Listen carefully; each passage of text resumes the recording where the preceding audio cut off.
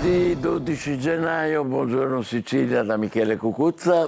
E buongiorno da Luca Ciliberti. Oggi attenzione automobilisti alle truffe nelle assicurazioni con polizze false nelle RC Auto, poi rievocheremo un po' il teatro storico siciliano e da Palermo vedremo questa proposta importante, anche se per il momento è più che altro una provocazione, divieto dei maranza, dei violenti, delle baby gang, della movida nei locali. Ma intanto notizie e servizi, la tragedia in Germania dove ha perso la vita una famiglia intera siciliana potrebbe essere stata causata non da una fuga di gas, ma da perdite nella rete del gas. E in questo caso si sarebbe potuto salvare se fosse intervenuto il comune di quella città tedesca. Vediamo.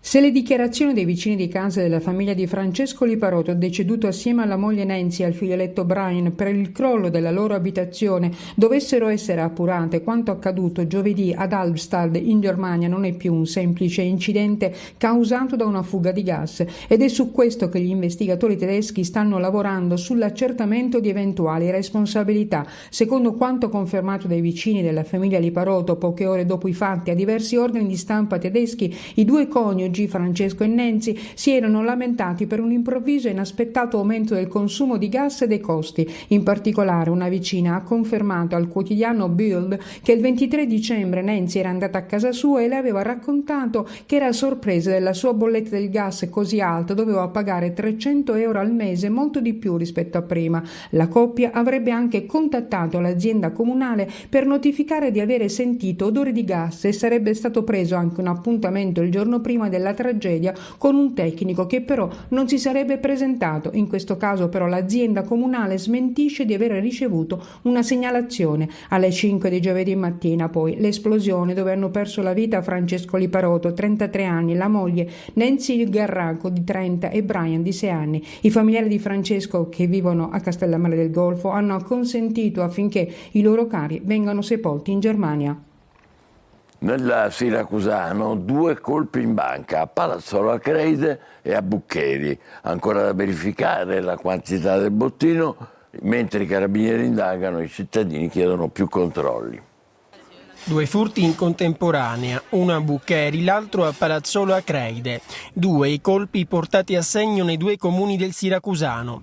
Nel primo è stato usato un escavatore, nel secondo un esplosivo. E adesso qui non si parla d'altro. È successo qua, è successo a Buccheri stanotte, quindi diciamo la zona montana forse andrebbe più controllata di notte. Purtroppo la zona montana siamo lasciati così alle bande. Non siamo talmente sicuri. Il danno più ingente è qui, a Buccheri. L'escavatore non c'è più, ma verso le 3 del mattino è stato usato per sradicare il bancomat. Aveva da tanto tempo che non succedeva qualcosa, quindi hanno movimentato un po' la giornata a Buccheri. I controlli ci sono sempre, ogni tanto capita che non ci sono controlli e capita come questa notte. E sia qui a Buccheri che a Palazzolo oggi non si parla d'altro, tutti chiedono più sicurezza, più controlli, più forze dell'ordine in giro anche la notte. L'allarme sicurezza infatti non è più limitato alle grandi città. Le bande criminali hanno messo piede anche in borghi come questi. Ai nostri microfoni l'ira dei sindaci. Ci vogliono delle leggi che devono tutelare questi territori che volutamente lo Stato vuole fare spopolare, perché quando avvengono questi episodi la gente va via, se ne va nei centri più controllati, nelle zone più sicure. È necessario incrementare i controlli, avere più forze dell'ordine, più presenza delle forze dell'ordine e più sicurezza, perché così non si può continuare. Luca, i quotidiani ne parlano? Sì, Michele, siamo andati a prendere la pagina di Siracusa, della Sicilia. In realtà il nostro collega ha colto proprio nel punto la questione. È tanto le rapine, i 2 bancomat sradicati nello stesso momento, che è una notizia a cui siamo ahimè abituati. È proprio l'individuazione della zona che preoccupa, perché la zona montana è sotto attacco, questo dicono gli amministratori locali. La paura è che ovviamente, essendo una zona scoperta, sguarnita, definita da presidi di forze dell'ordine diventa più facile l'attecchimento della criminalità. Quindi la preoccupazione di Cagliazzo, sindaco di Buccheri, dopo l'assalto all'Unicredit. La procura ha avviato le indagini mentre i sindaci chiedono appunto l'intervento del prefetto di Siracusa. Al lato c'è anche un commento del sindaco di Palazzola Creide, che è l'altro comune che ha subito l'attacco. Dice: siamo babbi della provincia babba, i fatti continuano a dimostrarlo, perché appunto qui la lamentela è che sono stati lasciati soli, nessuno interviene per tutelare le aree interne, con segnali tangibili per un'inversione di tendenze, i ragazzi vanno via, le scuole non riescono a formare le classi, i presidi sanitari sono una chimera e gli ospedali non ne dobbiamo nemmeno parlare perché ci prenderebbero per pazzi, le banche in queste condizioni prima o poi chiuderanno i battenti, anzi nella zona Iblea alcune hanno già chiuso. Quindi insomma un grido d'allarme accorato da parte di uno dei sindaci. Molto forte, molto forte. Intanto punge ancora l'ondata di freddo che avvolge la Sicilia, vediamo il servizio. L'ondata di gelo e freddo ha portato nevicate e venti di burrasca su tutta la Sicilia. Nel centro dell'isola spicca Enna, che si è svegliata sotto una coltre di neve, uno scenario che non si vedeva da anni, creando difficoltà in alcune zone della città, dove le automobili sono finite in mezzo alla strada, rallentando la circolazione. Sulle Madonie imbiancati i centri di Gangi, Petralia, Geraci Siculo, Polizzi Generosa e Castellana Sicula. Nonostante l'azione degli spazzaneve, però, si sono registrati disagi lungo le vie di accesso a Esnello e Polizzi Generosa. Difficile anche raggiungere Piano Battaglia. Ieri sera i mezzi di soccorso hanno messo in salvo una famiglia che era rimasta bloccata con il camper. Emergenza neve anche sui Nebrodi, in azione gli spazzaneve di Messina sulle strade provinciali. Un intervento ha interessato la strada Caronia-Capizzi, arteria strategica per il collegamento tra i centri montani e la costa tirrenica. Non va meglio in città. A Palermo i vigili del fuoco sono intervenuti per rimuovere alberi caduti e intonaci pericolanti in tanti palazzi che non hanno retto al maltempo. Soccorsi anche automobilisti rimasti bloccati in strada. Vento e mareggiate hanno flagellato la costa orientale della Sicilia. La situazione più complicata è alle isole Eolie, dove le forti mareggiate hanno causato danni soprattutto a Lipari, nella zona di Acquacalda. Qui le onde sono arrivate in strada distruggendo i muretti e invadendo la sede stradale. Le forti mareggiate impediscono da 3 giorni anche i collegamenti con le isole minori Alicudi, Filicudi, Panarea, Stromboli. Anche a Messina, sulla fascia tirrenica, il forte vento ha causato la caduta di alberi e cartelloni pubblicitari. E la cartolina di questo fine settimana ce la regala l'Etna, che non finisce di incantare anche quando mostra il suo lato innevato. Bellissimo l'Etna, però la situazione non è così entusiasmante. L'Etna insomma in questo momento sta vivendo come sempre le sue luci e ombre, luci dalla bellezza, queste sono delle foto, anzi addirittura oggi è ancora più innevata, adesso la vedremo pure dalle nostre telecamere. E sull'Etna, e qui prendiamo la pagina del quotidiano La Sicilia, sull'Etna arriva la neve ma le piste sono ancora chiuse, Eppure, lo avevamo detto nel corso del fine settimana, c'è una folla di gitanti, quindi insomma il vulcano che non è in grado né di prevedere né di accogliere insomma questi flussi turistici e soprattutto di gestirli.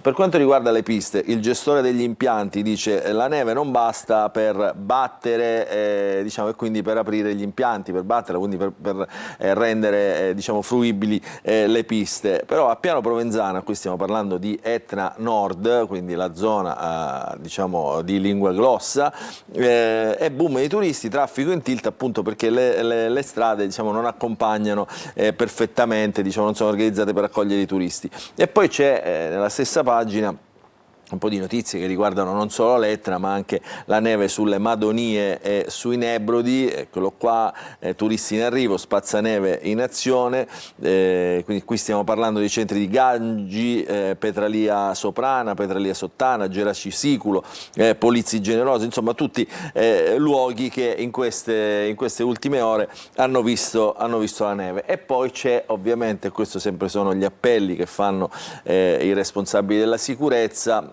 diciamo, andate preparati quando andate in montagna, quando affrontate la neve. Qui insomma il caso di 2 famiglie soccorse prigioniere della tormenta. È successo a Randazzo, è intervenuto il soccorso alpino, in auto c'erano dei bambini eppure un neonato.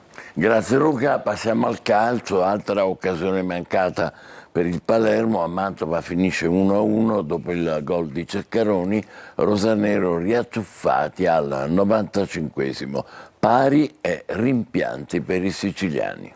Un'altra occasione mancata, il Palermo pareggia 1-1 a Mantova, ma come era già successo ad Avellino viene riacciuffato nei minuti finali. E dire che la formazione di Inzaghi dava l'idea di poter portare a casa i 3 punti senza problemi, soprattutto dopo il gol nel primo tempo di Ceccaroni. Ma una serie di occasioni mancate, soprattutto nella prima frazione di gara, hanno mantenuto in vita il Mantova che al 95esimo ha trovato la via del gol col Marras. Pari e rimpianti, il Palermo si allontana ulteriormente dalla vetta, distante ora 7 punti. Se i siciliani vorranno alimentare le speranze di promozione diretta dovranno cambiare passo, anche perché partite come quella di Mantova vanno chiuse certamente prima. Il Palermo trova il vantaggio dopo 9 minuti, Basic imbecca Ceccaroni che mette in rete la palla del vantaggio. Gol inizialmente annullato, poi convalidato dal VAR. Il Palermo schiaccia il Mantova che non riesce ad uscire, 2 tentativi consecutivi di Poyampalo, nella prima viene murato, nella seconda si trova ancora davanti un attento Bardi. Ripresa, il Palermo vuole chiuderla anche se i ritmi calano, il Mantova fa quel che può fino alla fine quando Marras si inventa questo gran gol, 1-1, altri 2 punti sprecati per il Palermo che stecca in trasferta. Ancora calcio, il Catania piega la Cavese nel finale a segno di Gennaro, poi la prima bellissima rete di rosso-azzurro di Caturano, ottimo esordio di Bruzzaniti. Un finale pirotecnico dopo una partita difficile, un'altra vittoria al Massimino per stappare definitivamente il 2026 rosso-azzurro. Di Gennaro e Caturano in acrobazia piegano la Cavese dopo una partita scorbutica, dando il senso di quello che è il Catania, una squadra che può attingere a risorse quasi infinite per avere la meglio sugli avversari. La prima occasione della gara arriva su ripartenza, Quaini pesca Imenez che viaggia da solo verso Boffelli, il tiro è debole, il portiere si distende e manda in angolo. Altra chance su calcio piazzato, Imenez pennella per Casasola che da buona posizione spedisce centralmente di testa agevolando l'intervento di Boffelli. Gli etnei approfittano poi di un errore di Amerighi sul lancio di Donnarumma che permette a Lunetta di involarsi verso la porta, la conclusione complice la pressione di Aua, finisce fuori. Nella ripresa entrano Rolfini, Bruzzaniti, D'Ausilio e Caturano, Imenez si sposta in mezzo, Catania trazione anteriore ma la Cavese regge, Casasola conclude forte ma addosso a Boffelli. Poi è Bruzzaniti con un tiro cross a costringere il portiere in angolo. La partita non si sblocca, arriva la traversa di Allegretto che dall'area piccola colpisce di testa dopo la torre di Rolfini in seguito ad un calcio d'angolo. Sono i calci piazzati che possono indirizzare il match. Bruzzaniti da destra calibra una punizione perfetta sulla testa di Di Gennaro che mette dentro. I 16.000 del Massimino esultano e tirano un sospiro di sollievo. Non sanno che arriverà un'altra soddisfazione perché stappata la partita il Catania vola e vola Bruzzaniti che dopo una sgroppata di Rolfini pennella un altro cross meraviglia su cui si avventa in mezza rovesciata Caturano. Conclusione perfetta, 2-0 e panchina rossazzurra che esplode, tutti a festeggiare l'attaccante che inseguiva da tempo la soddisfazione personale. Gli etnei continuano a vincere in casa e ritrovano anche il bomber delle ultime stagioni di Serie C. Quante notizie positive dopo una partita difficile, quasi un segno del destino.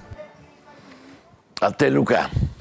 Beh, allora sì, partiamo proprio dallo sport con la nostra rassegna stampa, Catania tra sofferenze e acrobazie, eccolo qua, qui lo prendiamo dal quotidiano La Sicilia, tra sofferenze e acrobazie, Cavese battuta, primato è riconquistato perché il contestuale pareggio del Benevento, che era 2 punti avanti, riporta i rossoazzurri in testa alla classifica insieme appunto al Benevento. Il commento, troppi errori nel primo tempo, in fase finalizzativa e qualche rischio tamponato dalla difesa. Toscano, il tecnico, cambia modulo e attaccanti, arretra di Menez in regia, la sblocca di Gennaro come abbiamo visto e poi il bis in acrobazia di Caturano, un gol molto atteso. E qui c'è tutto il commento della partita, tabellini, insomma le interviste, troverete tutto sul giornale. Sempre dalle pagine dello sport prendiamo il Palermo che ieri ha giocato, ha pareggiato contro il Mantova, Palermo errori e beffa, il Mantova pareggia alla fine nel recupero. L'1-1 dice Il commento è bugiardo, confronto sbloccato in apertura da Ceccaroni, Rosaneri incapace di bissare e al 95esimo, pensate proprio nei minuti di recupero, Marras punisce la svista del portiere Joronen. Questa è la classifica del campionato di Serie B, eccolo qui il Palermo che rimane comunque nella parte alta diciamo, della classifica, insomma si gioca ancora la Serie A. E qui un po' di foto del match, c'è anche l'intervista al tecnico Pippo Inzaghi, eccetto questa prestazione, ma bisogna avere maggiore cattiveria, quindi insomma possono ritenersi insomma, soddisfatti il Catania, meno il Palermo. Andiamo invece a vedere adesso le altre notizie che ci propongono i quotidiani regionali. Restiamo sulla Sicilia, la Sicilia che ormai ha diciamo, queste aperture nazionali e internazionali diciamo, con il nuovo corso, e quindi l'apertura di oggi è Polveriera Iran, che è un titolo che troveremo ovviamente su tutti i quotidiani di oggi per quello che sta succedendo appunto a Teheran. Il regime soffoca le manifestazioni nel sangue, Trump valuta un intervento, Teheran avverte attaccheremo Israele, quindi insomma tensione ancora alle stelle in Medio Oriente. Abbiamo visto in taglio alto l'Etna e gli impianti chiusi, quindi monta ancora la polemica, e poi una notizia, un focus diciamo che sviluppa il giornale oggi, lo troviamo di spalla: banche in Sicilia meno 43% di sportelli e i superstiti sono presi d'assalto. Quindi insomma in 16 anni, eccolo qua, sono stati persi quasi 15.000 filiali e poi, come abbiamo visto, l'esplosivo per quelle che rimangono sono anche vittime della criminalità, l'esplosivo nel siracusano per diciamo, sradicare 2 bancomat. Ancora il lavoro. Il progetto GOL sulla formazione ha fallito, anche qui c'è un focus sulla formazione. E poi oggi ricorrono i 3 anni dalla morte di Fratel Biagio Conte a Palermo, uno degli uomini più amati della città, scomparso il 12 gennaio del 2023, continua a vivere attraverso la sua missione di speranza e carità. Il suo esempio continua a ispirare e il ricordo dei familiari non solo, quindi lo trovate ovviamente nelle pagine. E poi lo sport, come avete visto, acrobazia e primata, e il Palermo diciamo che troviamo sulla prima pagina della Sicilia. Andiamo a vedere questa storia delle banche perché è davvero interessante. Qui c'è una mappa di aperture e chiusure, vedete come si colora diciamo, dal 2015 gli sportelli bancari e i comuni serviti e non serviti dagli sportelli bancari. Che cosa succede? Diciamo, perdendo lo sportello bancario non è che diciamo, si rinuncia alle prestazioni delle banche, che comunque continuano a fare affari, seppur con gli sportelli dimezzati. Al sud, probabilmente anche per le infrastrutture che insomma, rendono difficoltoso tutto, al sud il ricorso dei servizi online supera la media di tutto il paese.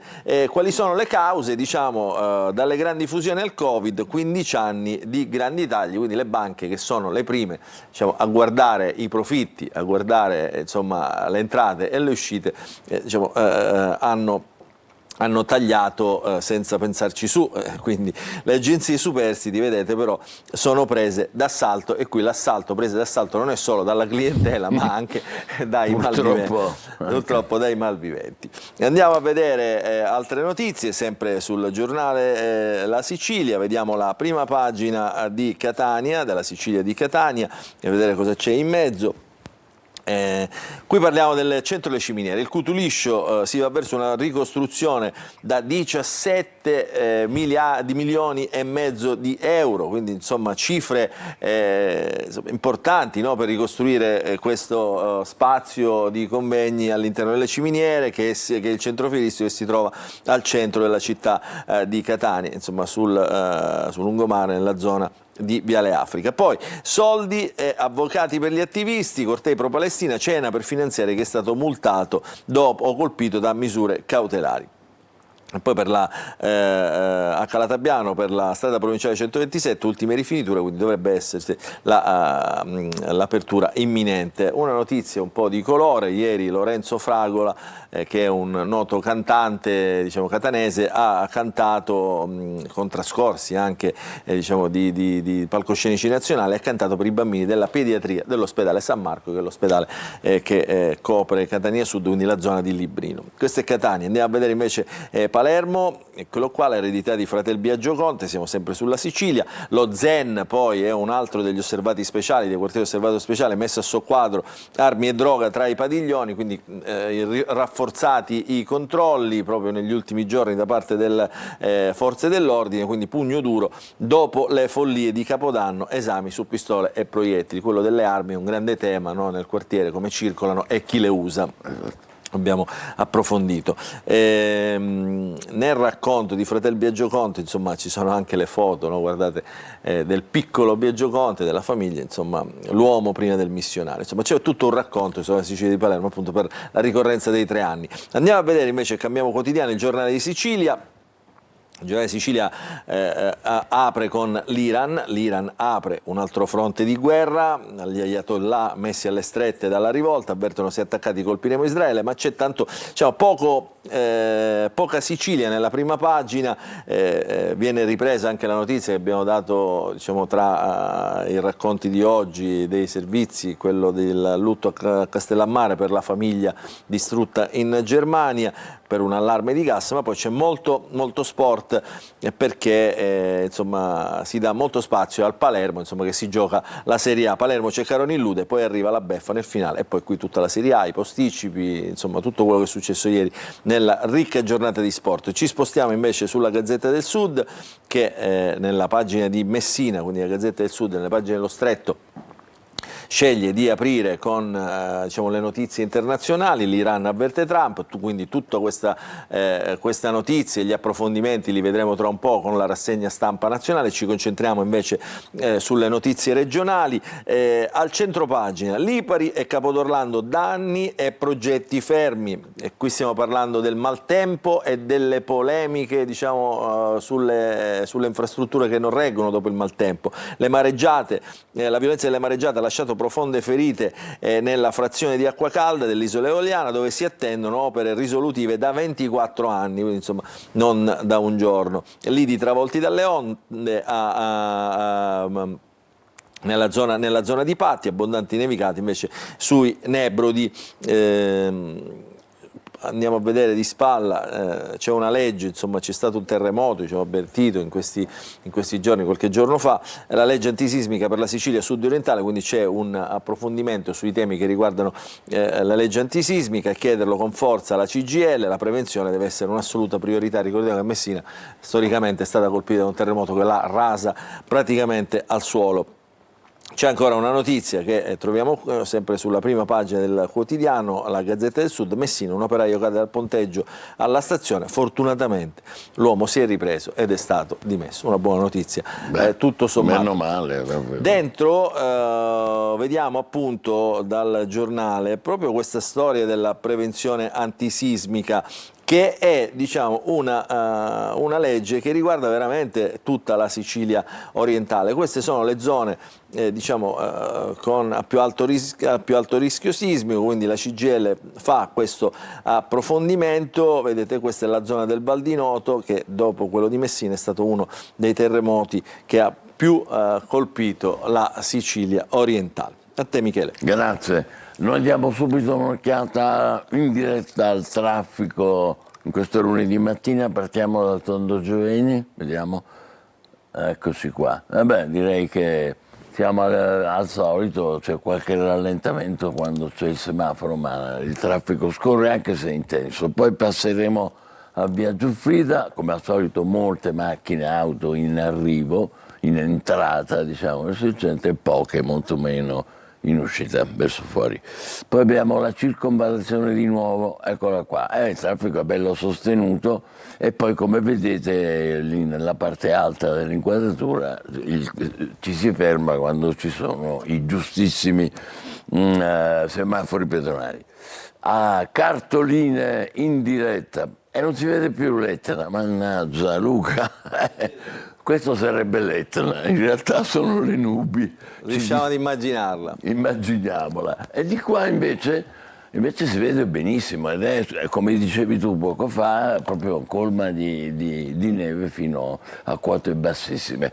E poi il mare di Taormina stupenda. Bene, ci rivediamo fra pochissimo. Grazie, ancora buongiorno Sicilia.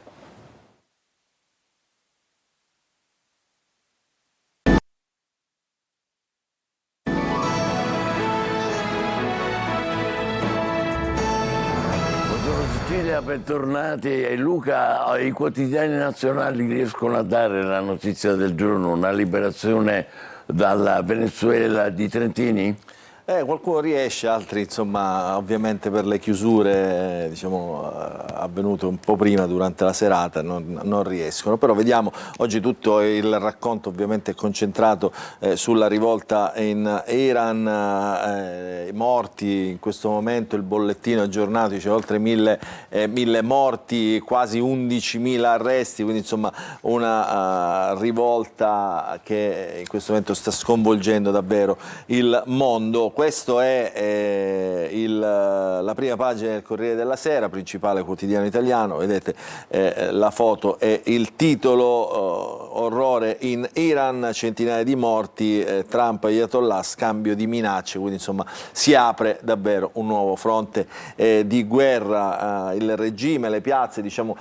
Antonio Polito in questo bel fondo oggi sul Corriere della Sera dice Teheran e i nostri silenzi, mettiamolo con un evidenziatore diverso, eccolo qua, Teheran e i nostri silenzi, perché diciamo, racconta di una storia che si è messa in moto e che molto spesso noi facciamo fatica non solo a leggere, ad approfondire, ma anche a comprendere. Sembra veramente un mondo lontanissimo, molto distante da noi.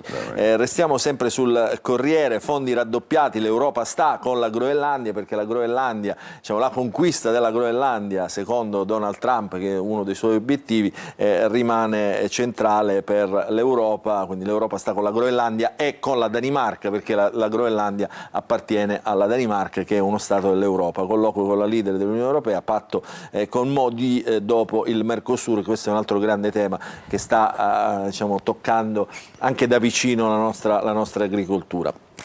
Poi Clan Montanà, altro tema diciamo, del giorno. Ieri è stato arrestato Jacques Moretti, che è il proprietario insieme alla moglie del pub, del bar La Costellazione, dove sono morti tutti quei ragazzi, diciamo, nella strage di Capodanno, quarantina morti, centinaia di feriti. Moretti, l'auto di lusso e i test, ho fatto io i controlli nel locale, perché adesso diciamo, si guardano.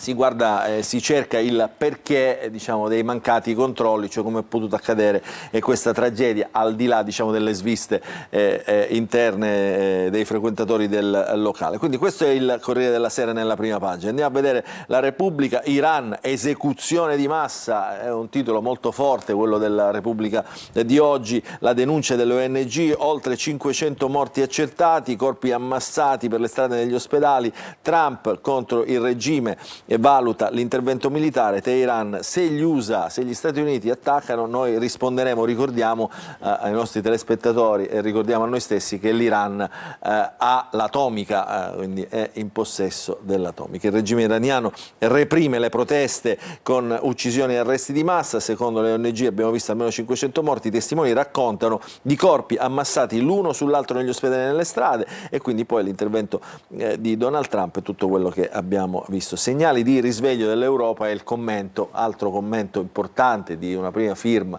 l'ex Presidente del Consiglio, Commissario Europeo Paolo Gentiloni, che è anche un esperto di politiche internazionali, dice l'Europa è sotto assedio e in questo 2026 che le si para davanti come un anno davvero orribile. Stati Uniti, Russia e Cina stanno cercando a modo loro di trarre vantaggio dalle vere o presunte debolezze dell'Europa, si considerano in sintonia con lo spirito dei tempi e ci considerano una preda da cacciare o quantomeno un vaso di coccio. Anche questo diciamo, azzeccatissimo, diciamo, fa riflettere questo commento di Paolo Gentiloni. Clan Montanà, recuperati i video shock del locale, quelli che erano stati cancellati per intenderci, che facevano vedere insomma com'era strutturato il locale, quali erano le perplessità, insomma quelle che sono state le perplessità dei controlli sono stati recuperati, adesso potranno essere utilizzati. E poi un altro grande tema che è il tema della sicurezza. Ieri c'è stato un pestaggio a Roma, un funzionario del Ministero alla stazione Termini, poi ce n'è stato un altro subito dopo. Il tema della sicurezza dopo la conferenza stampa del Presidente Meloni è stato uno dei temi diciamo, più criticato da parte dell'opposizione, da parte della sinistra, anche da parte dei giornalisti che hanno evidenziato insomma tutte le incongruenze. Quindi ieri il pestaggio di Roma evidenzia ancora una volta come il governo sulla sicurezza è indietro, qui Repubblica ovviamente lo sottolinea.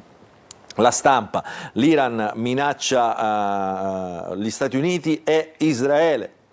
Teheran pronti a colpire se attaccati, domani a Washington vertice con Rubio e Exet, quindi qui insomma la diplomazia si comincia a mettere in moto per cercare diciamo, di trovare delle soluzioni che non sfocino appunto nel sangue più di quanto ne stiamo vedendo in questi giorni. Poi l'economia, se Meloni ignora la crescita e si accontenta della stabilità, qui c'è una riflessione sul focus diciamo, economico. E poi c'è un mistero che la Stampa mette in prima pagina con una fotografia. È sparita da 7 giorni questa ragazza, si chiama Annabella, elicotteri e droni alla ricerca di una 22enne scomparsa a Padova, il cellulare è spento dal 7 gennaio, quindi un giallo, un mistero. Insomma, c'è un appello ovviamente fatto in tutta Italia e qui lo raccoglie anche la Stampa.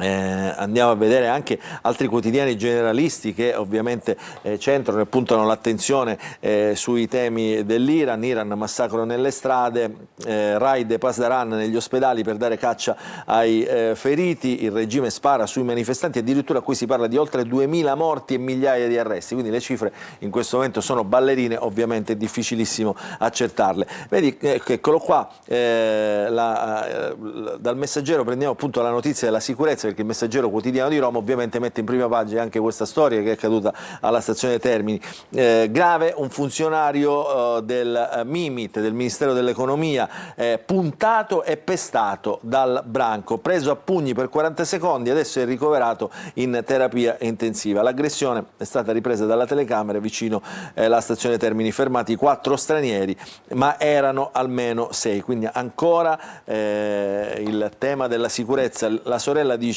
mio fratello era un uomo per bene, si sono accaniti su di lui come spesso accade, quindi il tema della sicurezza ancora diciamo, tiene banco, è vivo insomma, nel racconto della cronaca. Andiamo a vedere qualche quotidiano diciamo, più di smarcatamente politico, di lettura politica. Ancora qui, questo è il Giornale, quindi vediamo un po' di quotidiani di centrodestra.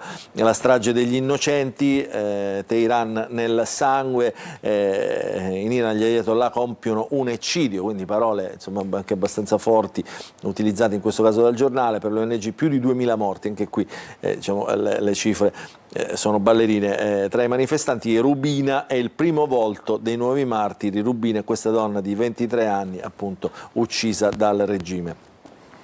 Il Giornale è, così come diciamo, i quotidiani politici diciamo, che fanno riferimento al centrodestra, puntano ancora l'attenzione sull'imminente referendum sulla riforma della giustizia.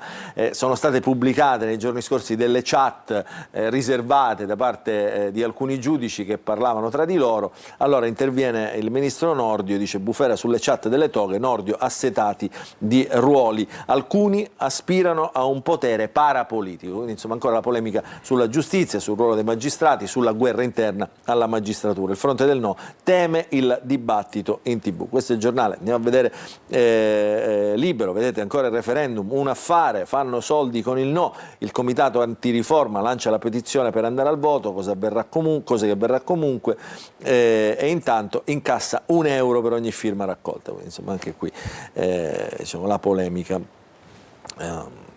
E poi insomma qua il racconto della politica internazionale, Ayatollah sta vacillando ma senza spinte, il crollo è lontano. Questo è il commento insomma, del quotidiano Libero.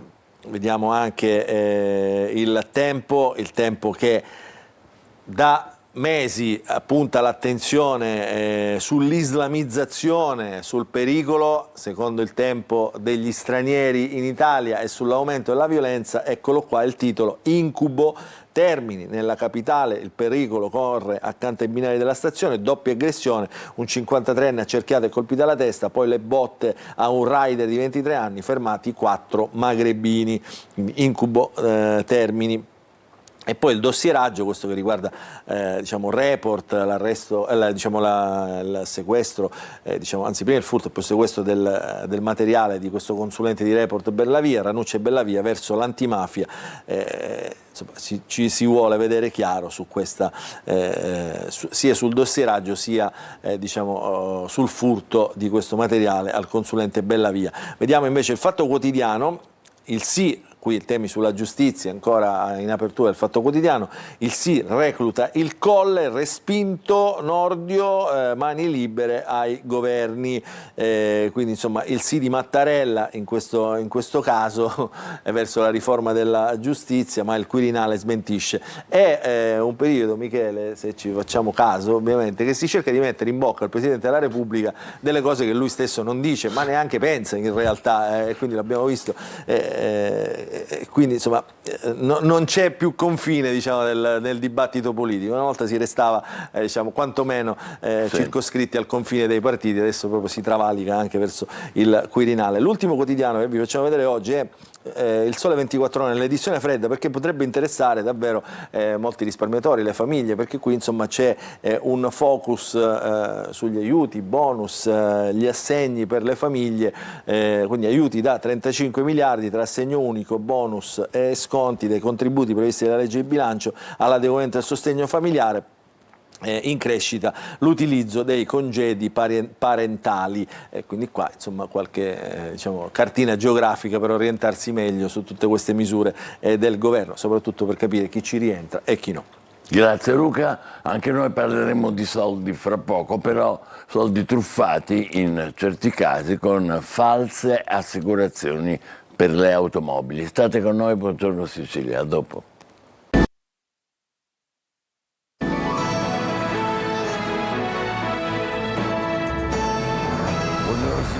Con noi il primo ospite, il vicequestore di Catania Fabrizio Busacca. Buongiorno e benvenuto. Grazie. Vogliamo parlare con lei delle truffe assicurative, delle polizze false per le RC auto. Attenzione, perché uno che vuole risparmiare, naturalmente magari anche a poco tempo, guarda online oppure al telefono, cerca un prezzo basso per assicurarsi la propria automobile e finisce che è scoperto, quindi alla fine ha buttato via i soldi e non ha l'assicurazione reale, con tutte le conseguenze che possono verificarsi. È vero, dottor Busacca, voi recentemente avete scoperto un caso importante da questo punto di vista a Catania proprio. Sì. Pochi giorni fa abbiamo individuato e denunciato un soggetto che aveva perpetrato una truffa di questo tipo, avendo stipulato una falsa polizza assicurativa.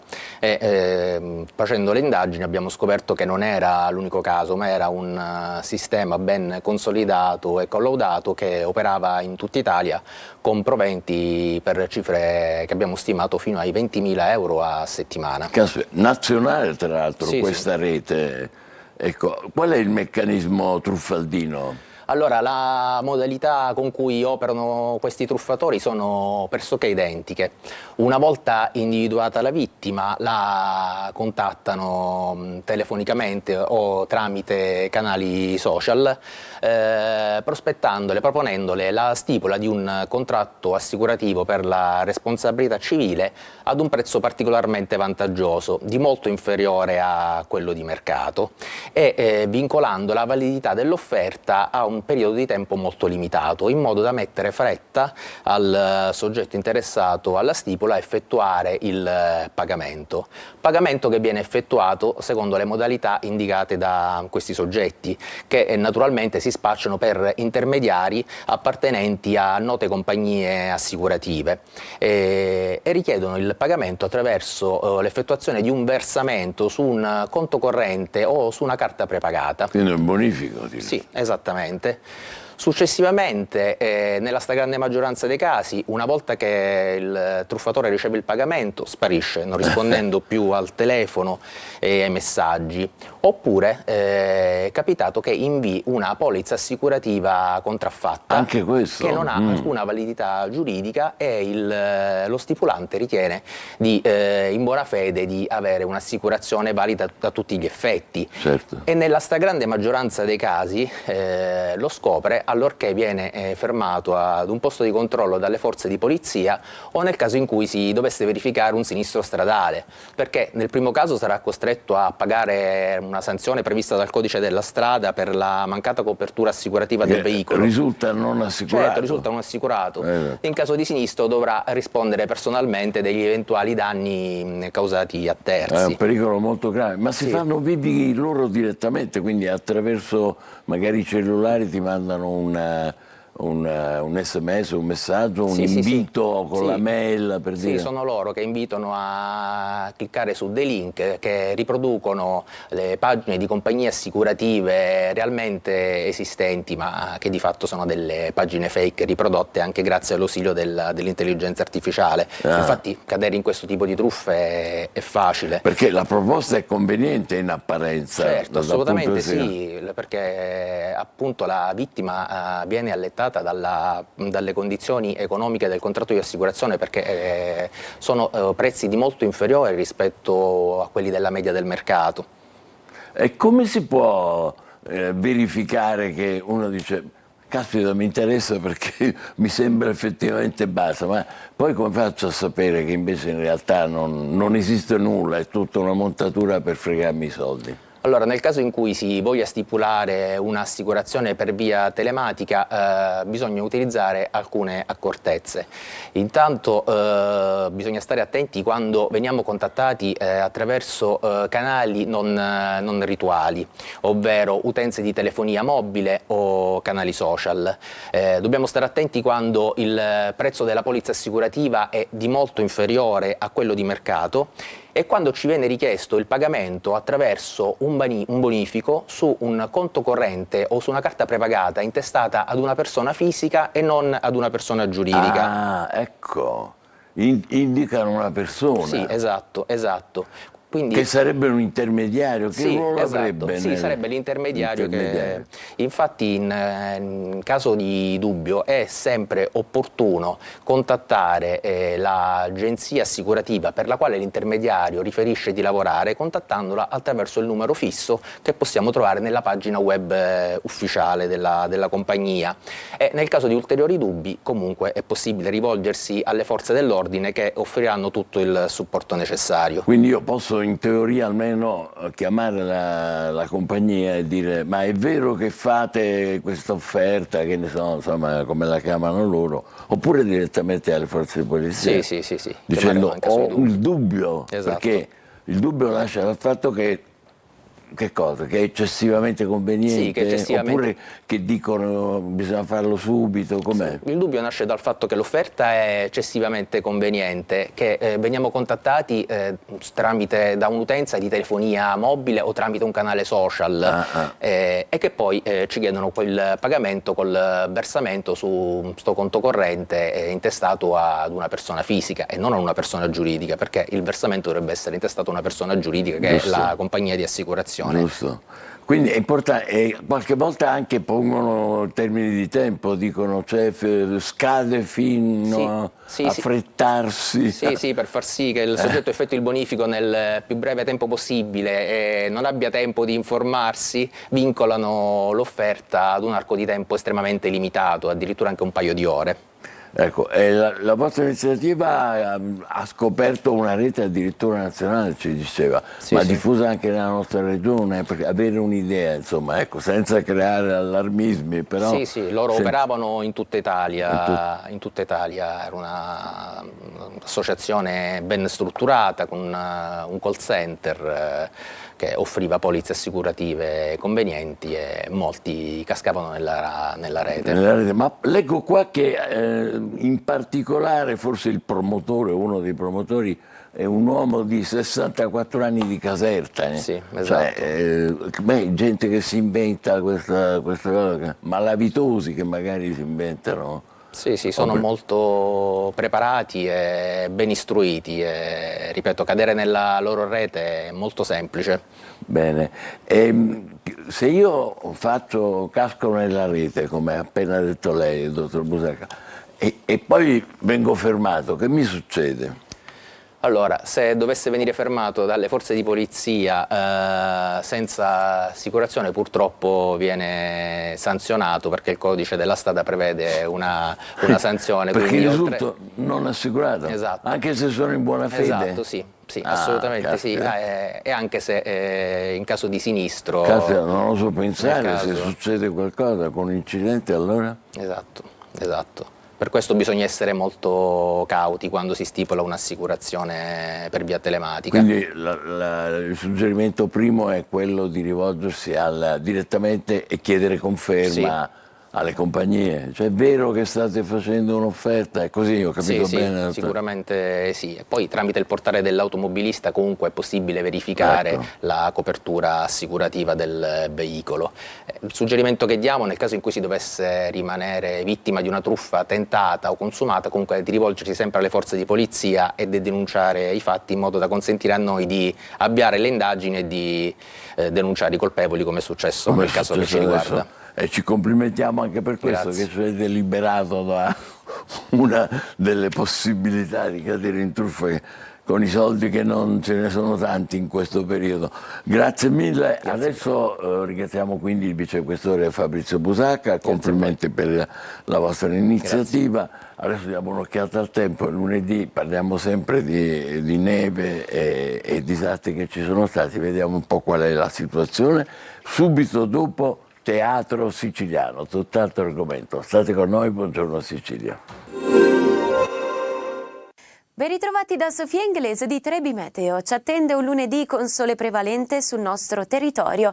Da segnalare solo un po' più di variabilità sul nord-ovest e in serata la possibilità di qualche nota instabile sulla Liguria e sui rilievi alpini occidentali. Sulla Sicilia sarà una giornata all'insegna del sole, con tempo infatti in netto miglioramento, rimonterà l'alta pressione. Da segnalare però i venti ancora sostenuti, con mari infatti che risulteranno mossi, e le temperature che si manterranno contenute con punte massime non oltre i 12-13 gradi. Nel corso della giornata di martedì poco cambierà, sarà infatti un'altra giornata con cieli sereni o poco nuvolosi, i venti saranno in graduale attenuazione, con mari infatti con moto ondoso in diminuzione e temperature che saranno in lieve ripresa di qualche grado. Per tutti i dettagli precisi in merito alle vostre località, restate aggiornati sull'app di Trebi Meteo. Grazie. Ha portato il sole il nostro prossimo ospite, Pasquale Almirante, scrittore e giornalista. Benvenuto e grazie di essere con noi. Questa è la sua ultima opera, il Teatro Siciliano. Attenzione, attraverso le lettere di Antonio Teodosio Almirante, come vedete, e sotto a Don Leonardo Vigo di Acireale. Siamo nell'800, 1859, 1873. Ancora benvenuto. Grazie. A Pasquale Almirante. Questi due personaggi chi sono? Per chi è che non li conosce? Almirante è un nome conosciutissimo, ma non solo. Prego. Antonio Teodosio Almirante è il capocomico di una compagnia antica gestita dal padre, da Pasquale Almirante, appunto dell'Elisabetta Quintavalle. Questi qui erano attori girovaghi, la cui professione, insomma, possiamo dire, si svolge nell'arco dei tempi, dai primi dell'Ottocento. Poi arrivano in Sicilia nel 1823, circa 30, e quindi Antonio Teodosio acquista questa potestà di essere il capocomico di questa famiglia e di questa compagnia d'arte, i quali, spostandosi come compagnia in tutta la Sicilia, arrivano ad Acireale e qua incontrano Leonardo Vigo di Acireale, che è un intellettuale straordinario di Acireale, il quale è anche patriota, ha scritto molte opere e nel 1857 ha pubblicato un'opera nella quale descrive i canti popolari siciliani, che è una cosa molto bella, anche se poi si vedrà attraverso la lettera che insomma ha raffazzonato un po'. Infatti era amico di Michele Amari, per esempio, amico di Capuana, ma poi questi qua in un secondo momento capiranno che insomma quest'opera che lui ha fatto, più che avere un rigore filologico nel senso di controllare i vari autori che scrivono questi canti, no? Lui li ha presi un poco sotto mano e poi ci sarà una polemica con Ma tornando all'origine di Almirante, allora com'era la situazione del teatro?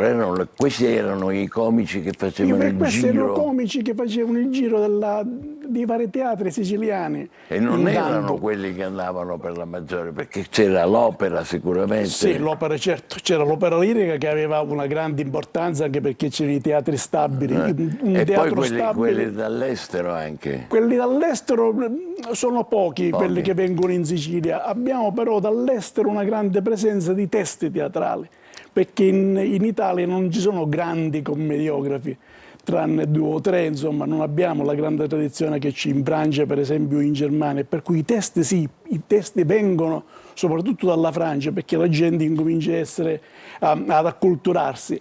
Anche se nel periodo in cui incontriamo Antonio Teodosi e queste lettere che lui scrive a Leonardo Vigo, è un periodo in cui, 1859 infatti, no? Sì. Cioè in cui si incomincia a parlare di unità d'Italia, quindi il teatro che questa gente, che questo gruppo di teatranti porta in giro, è un teatro che dà l'idea di nazione a una Sicilia ancora arretrata, ancora indietro. Infatti, fra l'altro, descrive per esempio le strade siciliane, no? Che sono un disastro, ma descrive anche la popolazione che per venire a teatro non deve avere momenti così di lavoro nei campi, eccetera. Certo. Quindi una Sicilia ancora fa parte del Regno delle Due Sole. Ancora fa parte del Regno delle Sole. Nel 1860 abbiamo però, ecco, fra le cose interessanti, l'Unità d'Italia, e c'è una lettera nella quale Antonio Teodosio descrive, perché la vede dalla sua casa di Calatafimi, descrive la battaglia di Calatafimi nei dettagli. Sono Un documento bellissimo. Un documento bellissimo che è stato fra l'altro anche riportato dagli storici italiani quando ci fu il 150esimo dell'Unità d'Italia, perché appunto descrive questa battaglia così come si svolse e che ha lasciato un po' perplesso gli storici, dove si capisce che in effetti perché i siciliani in effetti non è che poi aderirono così come si dice nella letteratura a questa avanzata garibaldina. Antonio infatti in un momento dice: ma insomma, questi siciliani la vogliono o non la vogliono l'Unità d'Italia? 2 figli di Pasquale, quindi 2 fratelli di Antonio, si arruolano. Michele, che è il papà di tale Almirante, che poi sarà famoso in Gabiria di Pastrone, e Pietro, cioè il papà di mio nonno, praticamente si arruolano con Garibaldi.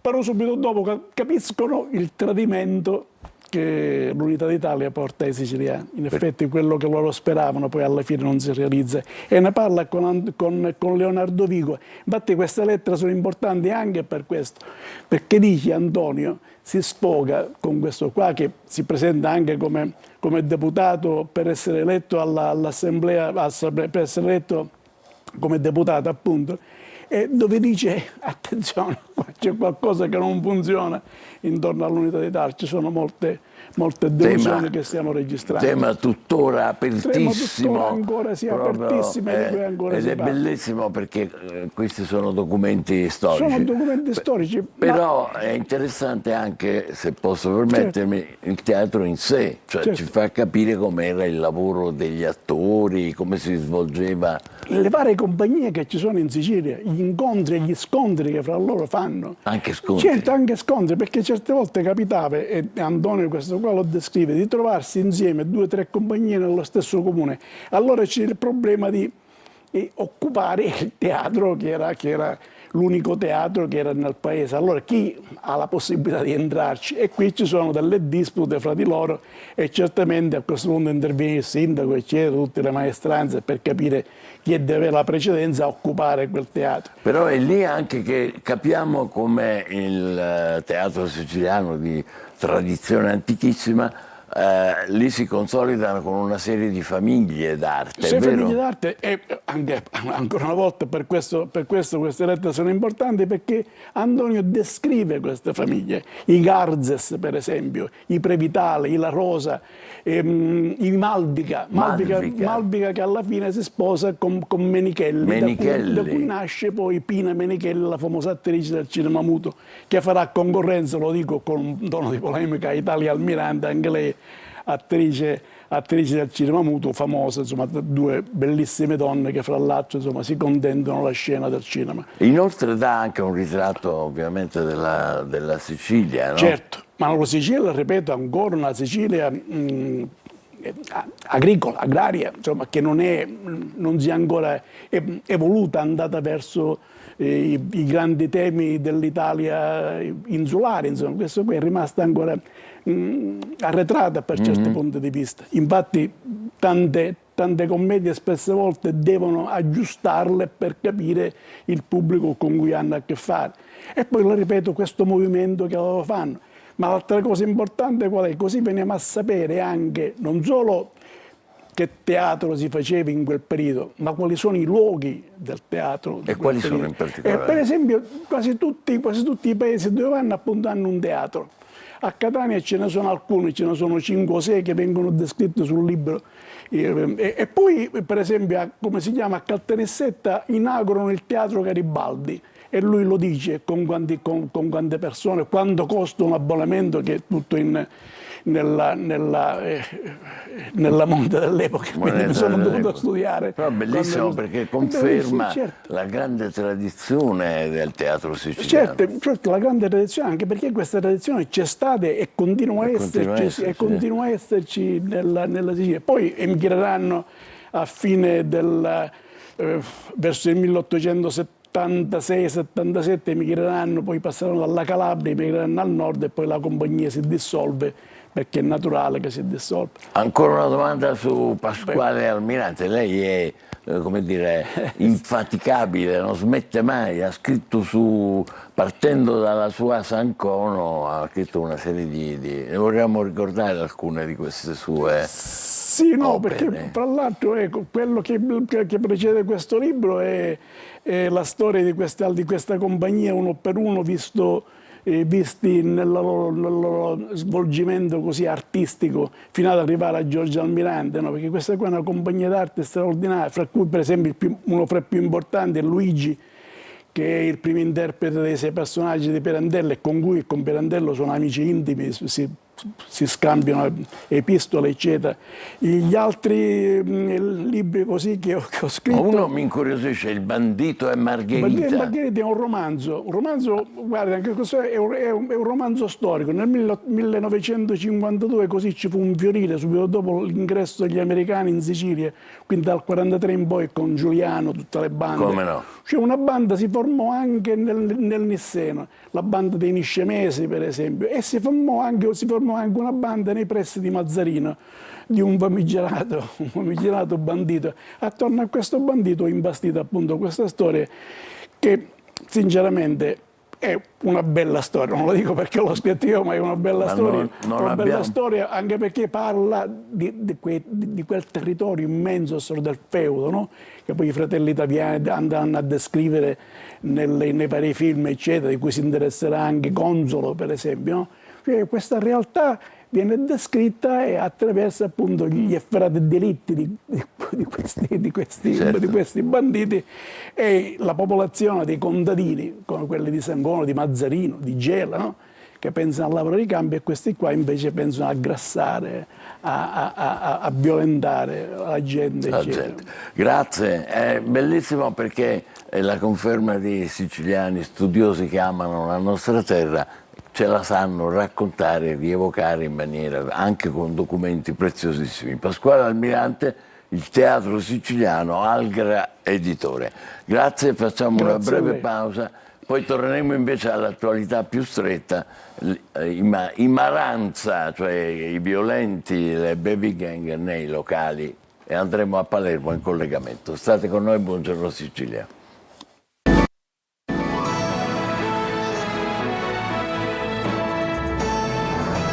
Buongiorno Sicilia, sono passate a 5 minuti le 9, adesso ci trasferiamo in diretta a Palermo perché c'è una proposta, è una sorta di provocazione ma molto interessante per placare un po' il fenomeno purtroppo diffuso durante le movide, non solo a Palermo, di baby gang e simili.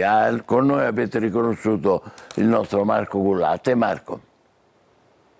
Buongiorno Michele, buongiorno a tutti. Io sono tra l'altro in compagnia anche di Milvia Verna, che è l'addetto stampa dello chef Natale Giunta, che ha appunto affisso questo divieto: io non posso entrare. E chi non può entrare? Ovviamente è rivolto. È il Maranza, insomma, è il profilo del Maranza, barba folta, occhialino specchiato e soprattutto un atteggiamento irriguardoso. È una provocazione che ha ovviamente anche spaccato un po' il tribunale dei social, Milvia, perché c'è una parte che dice sì, ma io ho la barba e non posso entrare, altri invece assolutamente sono d'accordo con l'idea, l'intuizione poi dello chef Giunta, che a breve avremo qui in diretta, che è anche una provocazione che riguarda anche un po' la malamovida. Sappiamo benissimo che questa dove Natale Giunta ha il ristorante nonché locale è in una fascia di città in cui praticamente si concentra anche la movida notturna, e spesso ci sono stati degli episodi abbastanza inquietanti. Milvia. Buongiorno direttore, buongiorno ai tuoi ascoltatori. Siamo qui al Molo Trapezoidale, lo chef ci sta raggiungendo, è qui nell'ampio parcheggio. Questo è il nuovo quartiere di Palermo ed è una perla per la città, e non è però così positivo per la città il clima che si è creato negli ultimi mesi. Noi dalla strage di Morale, tutti i palermitani a tutti i livelli siamo terrorizzati. La sera non si può più girare tranquilli, non puoi più neanche per strada rivolgerti a qualcuno di questi personaggi che nel cartello sono identificati come Maranza. Poi c'è stato chi ha detto i Maranza in realtà sono gli immigrati di seconda generazione a Milano. Maranza è un modo per dire gente che si ispira a modelli tipo Gomorra o queste altre fiction che, lungi dal fare il loro lavoro, cioè disincentivare e denunciare, hanno creato quasi fenomeni di idolatria, fenomeni di imitazione che casualmente si ripetono e si riconoscono in questi simboli che lo chef ha raccolto in questa immagine. È stata fatta con l'intelligenza artificiale, come ci dirà adesso appena arriva tra di noi. Sono giornate concitate, perché quando lo chef di Jet, perché il suo carattere, io come addetta stampa faccio fatica a seguirlo, ha fatto questo video, è chiaro che è esploso sui social perché è un video provocatorio, non spiega tutto quello che c'è sotto, ma sotto c'è invece che ogni sera, quando ci sono questo tipo di festa, non stiamo parlando del ristorante dove ognuno può entrare, eccolo, c'è lo chef, ogni sera per le feste ci sono risse all'uscita ed è difficile contenerle con tanto di sicurezza, e i gestori sono tenuti a rispettare l'ordine pubblico e a tutelare l'incolumità dei loro ospiti, ma anche il divertimento. Parliamoci chiaro, Natale. Ciao. Eccolo qua, siamo con Michele Cucuzza. Buongiorno e benvenuto. Giunta, grazie intanto anche per questa sua delucidazione. È stata una provocazione che insomma ha spaccato il mondo anche dei social. Insomma, vogliamo spiegare a chi non ha capito bene insomma questo tuo divieto, cosa volevi soprattutto? Cosa voglio? Cosa vuoi?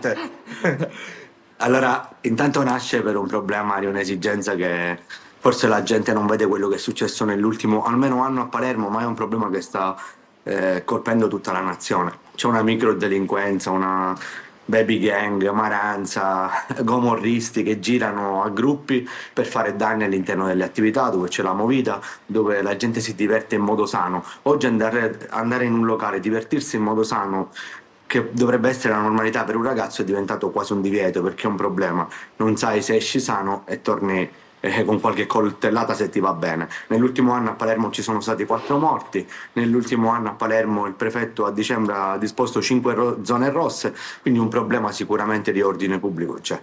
Natale, ti posso intanto chiedere se tu nel tuo locale hai comunque riscontrato dei problemi? Credo di sì, per arrivare a tanto. Qua non si sta parlando del ristorante, il City ha una serie di attività, tra cui ha un'attività di pubblico spettacolo, quindi un luogo dove facciamo feste. Il problema lo riscontriamo non al ristorante, come riportato da diverse testate giornalistiche, ma lo riportiamo all'interno delle serate dove facciamo feste. Sì. Le feste vengono organizzate naturalmente sotto un punto di vista di inviti, di liste nominative. Questi si presentano in 20-25 davanti agli ingressi. Sabato scorso hanno sfondato le transenne facendo vedere addirittura che erano armati ai ragazzi dei buttafuori. Questo diventa un problema serio. E questo è il concetto di dire tu qua non entri, perché il messaggio deve essere diretto, perché lo sanno a chi va quel messaggio, non va a chi ha la barba. Io pure ho la barba lunga e quindi penso che possa entrare, ma non esco né armato e non vado nei locali a fare guerriglie. Assolutamente, questa è una cosa abbastanza forte che lo chef giunta ha raccontato, quindi sono arrivati davanti il locale armati, quindi dobbiamo assolutamente sottolinearlo. Ma non è la prima volta che ti dicono che sono armati, gli dicono butta fuori, vedi che c'ho il ferro di sopra, quindi questo è un messaggio pesante, capisci? Quindi minacciano, ma non è qui, ma è ovunque. Sabato scorso, 2 giorni fa, in una discoteca in Viale Strasburgo, stessa situazione, i nostri sono arrivati in 50 e volevano sfondare, c'erano 10 volanti di polizia, stamattina diverse testate l'hanno riportato. È una cosa normale, sta diventando una normalità le cose che non devono essere normali e diventa un problema serio di ordine pubblico. E faccio una differenza tra le attività di ristorazione e le attività di pubblico spettacolo, perché spesso si dice vabbè, ma le attività sono luoghi pubblici, possono entrare tutti. Non è così, perché il TULPS, che ha le licenze di pubblico spettacolo, in base a tutta una serie di cose siamo noi a decidere la selezione degli ospiti e siamo noi a decidere a chi fare entrare per un problema anche lì di frequentazione, di ordine pubblico. Il questore demanda a noi con una norma che è vecchissima del TULPS, quindi una norma antichissima, demanda a chi è gestore di licenze di pubblico spettacolo, quindi licenze rilasciate dalla questura, chi fare entrare e chi non fare entrare. Natale, e da lì ma è stata poi, la provocazione della barba. Natale è interessantissimo e anche molto serio ciò che stai dicendo, ma poi al di là della provocazione è possibile realizzare questo? Cioè, se arrivano queste bande di maranza, come si fanno a farle entrare? È pericoloso, dicono che c'hanno il ferro. Noi non li facciamo entrare.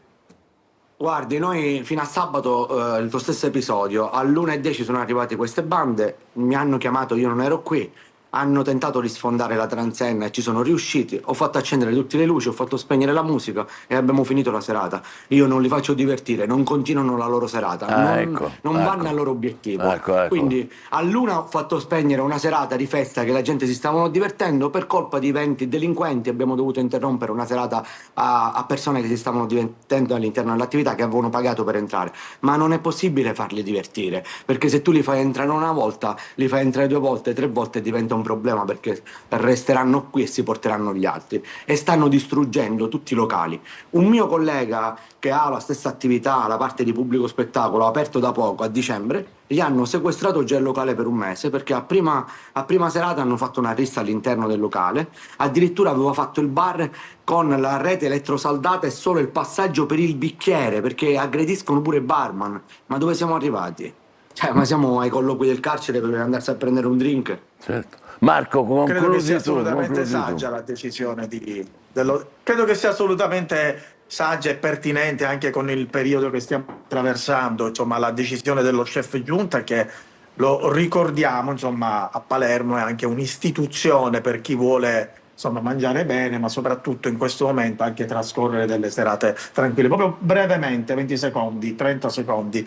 Quindi questo divieto ovviamente continuerà ad essere affisso qui nel tuo locale, ma soprattutto, diciamo, tu speri che anche altri tuoi colleghi possano fare altrettanto. Io oggi penso di stampare 1 migliaio di adesivi. Chi lo vuole, da oggi mandiamo un link e gli spediamo gli adesivi gratuiti ai colleghi. Deve essere un messaggio, perché non è un messaggio palermitano, questo voglio continuare a dirlo, è un messaggio nazionale, perché se ti apri ogni giorno voi stessi, se ti apri i TG nazionali, se ti apri i quotidiani regionali, ogni giorno ci sono questi ribelli che continuano a distruggere locali, piazze, città, e nessuno riesce a contenerle. Sta diventando la normalità in un momento che non dovrebbe essere la normalità. Quindi tanto gli episodi ci sono a Palermo, ci sono a Milano, ci sono a Torino. Va bene, li conteniamo, ma li conteniamo cosa? 4 morti a Palermo per la Movida nell'ultimo anno? È una strage. Ringraziamo Michele, ringraziamo appunto lo chef giunta, ringraziamo anche Milvia Averna che ci ha tenuto appunto, ha fatto un preambolo abbastanza significativo e quindi magari ci riaggiorniamo fra qualche settimana per capire insomma a che punto siamo. Siamo molto Grazie, colpiti e grazie, molto Michele. interessati, ed è molto colpiti e molto interessati perché effettivamente è un fenomeno nazionale e diffuso anche nel resto della Sicilia. Grazie per questa bella iniziativa in una situazione certamente non semplice a Natale giunta, e grazie a Marco Gullan naturalmente. Noi rientriamo in studio, questo è il momento di guardare le stelle, per modo di dire, è il momento dell'oroscopo con Marco Amato.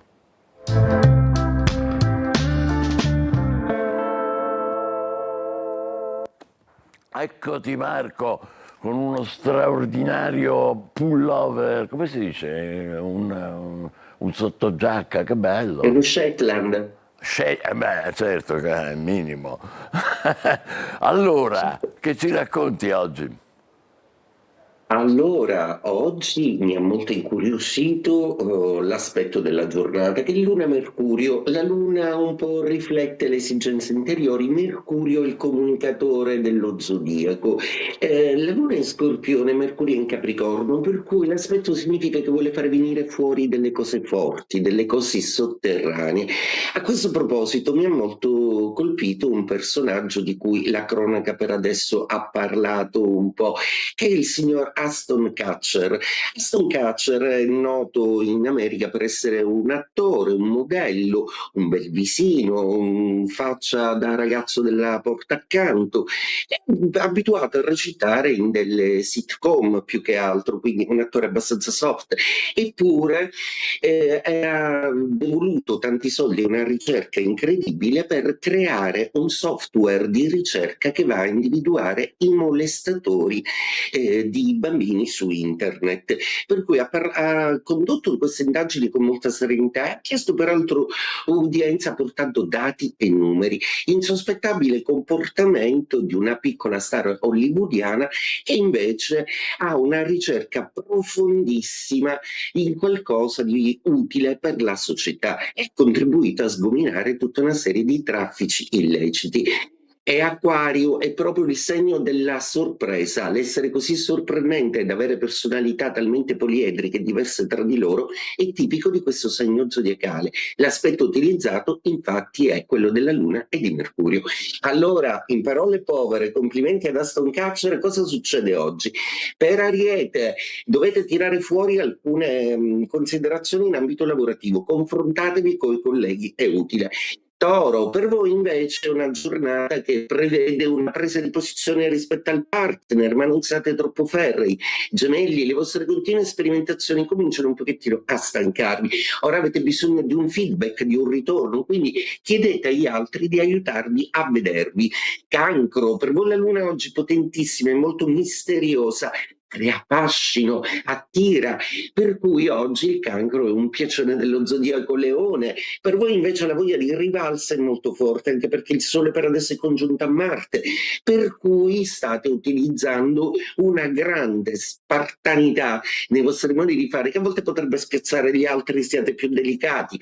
Vergine, aspetti bellissimi per voi nello zodiaco, perché i trigoni in Capricorno sono ben 4 e più la luna amica oggi vi offrono tutta una serie di soluzioni piacevoli e creative. Bilancia, un po' più disillusa la Bilancia, proprio perché prende coscienza di ciò che non va, ancora non riesce ad armonizzare bene, ma la bella Venere si sta caricando di forza e vi darà le soluzioni tra poco. Scorpione, protagonista assieme al Capricorno nella giornata, lo Scorpione oggi utilizza la luna per ammantare tutti in una zona armonica. Oggi lo Scorpione è molto protettivo e affettuoso. Sagittario, per voi invece il cielo con Giove così teso tenderebbe ad ambire a qualcosa che per adesso non è il momento, quindi pazientate un po' anche se voi fremete. Ottima la passione, ottimo l'amore Capricorno, anche voi messi benissimo, 4 pianeti per voi, una grande potenza zodiacale tutta da indirizzare, non manca a voi la strategia. Comunque Acquario, sorprendenti come al solito, oggi sarete capaci di intuire ciò che gli altri non vedono, una marcia in più per per il geniale segno dell'Acquario. Pesci, per voi in ultimo è una giornata fantastica proprio perché lavorare in gruppo e una serie di amici vi aiutano a concretizzare i vostri successi e le vostre aspirazioni. E detto questo, auguro a tutti buona giornata e buon inizio settimana. Buono caro Michele, a presto. Ciao Marco, grazie, buona settimana a te. E adesso è il momento di dare un'occhiata ancora ai quotidiani con Luca Siliberti. Allora Michele, sì, un paio di notizie di curiosità, uno che evidenzia come la stupidità umana non c'è mai fine. Non c'è limite? Non c'è limite. Allora, qui siamo a Genova, un Luna Park, quindi diciamo zone frequentate da bambini, famiglie eccetera. Che succede? Un giostraio alla musica degli autoscontri, piuttosto che mettere le hit del momento, per quanto brutte, esatto. decide di mettere una musica del ventennio, Faccetta Nera. Che succede? Passa uno da là, dice la sente, lo riprende col telefonino, mette questa cosa online e ovviamente fa il giro del web.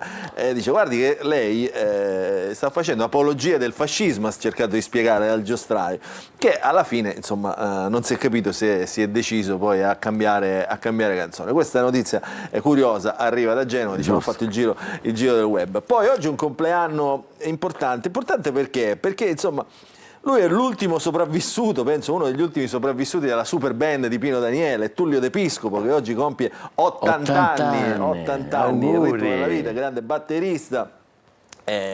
Insomma, addirittura ha ancora voglia di mettersi, di andare in giro, quindi farà l'ultimo tour. Nunno Saccio si chiama, è proprio in grande stile napoletano. Quindi, bocca al lupo e tanti auguri a Tullio De Piscopo, che insomma è stato colpito recentemente proprio dalla morte di James Senese, o come diceva Pino Daniele, James Senese.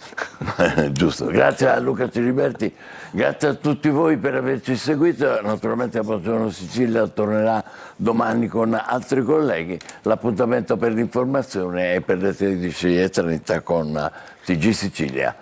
Allora, buona settimana e Buongiorno Sicilia.